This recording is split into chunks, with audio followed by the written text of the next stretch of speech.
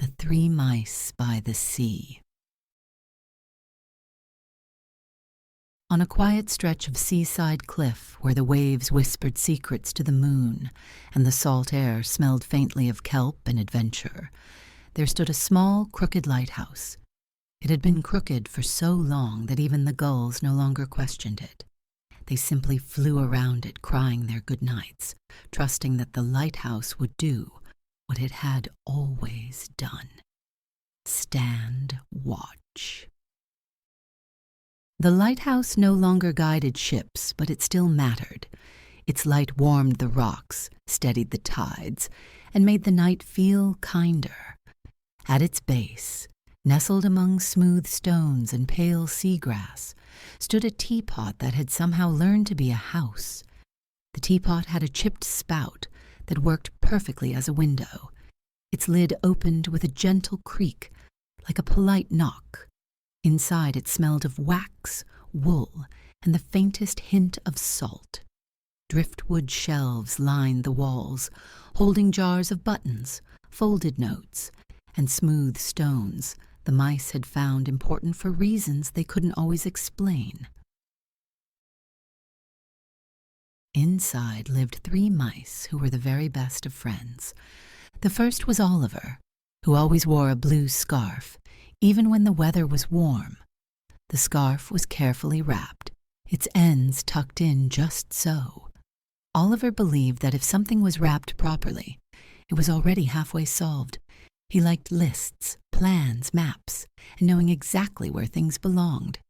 When the sea was loud, he listened closely. When it was quiet, he worried. The second was Poppy, who wore a slightly tilted red hat that had once belonged to a retired sea captain's parrot. The hat had traveled farther than any mouse should reasonably expect to, and it carried that confidence proudly. Poppy laughed easily, talked quickly, and believed that nearly everything in life could be improved with curiosity and courage. The third was Millie, the smallest of the 3, who wore soft pink mittens she had knitted herself from bits of yarn found tangled in nets along the shore. Her mittens were uneven but warm, and she wore them even indoors.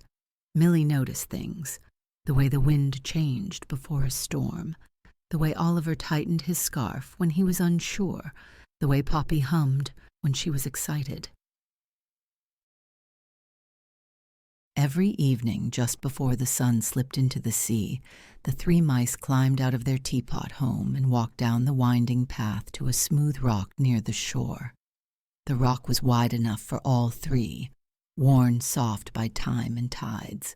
They sat side by side, watching the sky change color. "This rock feels lucky," Poppy said one night, swinging her feet. Oliver nodded thoughtfully. "It is stable, consistent, reliable." Millie rested her pink mittens on the stone. "And it listens." They watched the waves roll in, one after another, never rushing, never stopping. "Do you think the ocean ever gets tired of waving?" Poppy asked after a while. Oliver inhaled. "Scientifically speaking, I think it does," Millie said gently. "That's why it rests at night." The idea drifted between them, settling comfortably. That was when they noticed something wrong. The moon rose, full and bright, but the sea below it looked dull and heavy, as if it had forgotten how to shine. No silver path danced across the waves. The water looked unsure of itself. Poppy leaned forward. "That's not right." Oliver frowned deeply. "The reflection should be present." Millie whispered, "The sea feels lonely." Just then, a glass bottle drifted closer, bumping softly against the shore. It glowed faintly, like it remembered being full of moonlight. Poppy jumped up. "Message in a bottle." Oliver adjusted his scarf. Possibly hazardous. Millie lifted it carefully, as if it were fragile. Inside was a damp scrap of paper. Oliver unrolled it slowly and read aloud. "Help. The moonlight has gone missing." The 3 mice fell silent. They looked at the moon, then the sea. "Well," Poppy said at last, setting her red hat straight, "we can't ignore that." Oliver hesitated. Night journeys involve uncertainty.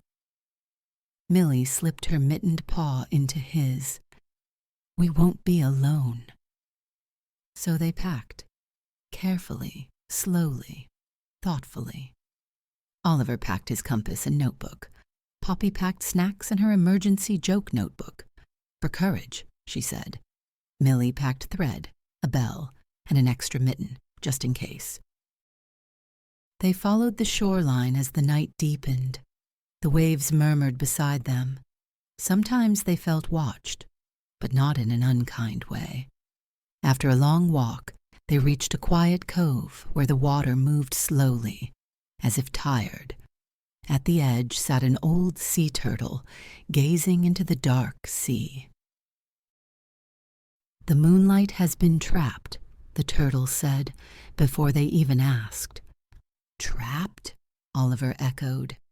"Yes," the turtle replied, "by a mirror crab. He wanted beauty. He did not know how to share it." They found the crab perched on a rocky outcrop, surrounded by glowing reflections. The light weighed down his mirrors.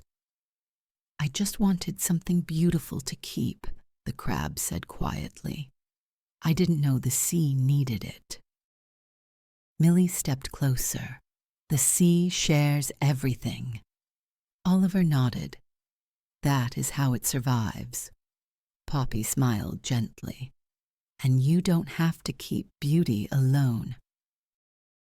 The crab was quiet for a long time. Then, slowly, carefully, he turned his mirrors toward the sea. Moonlight spilled free. The waves shimmered. The ocean sighed. A deep, peaceful sound. On the walk home, the sea followed them with silver waves, brighter than before.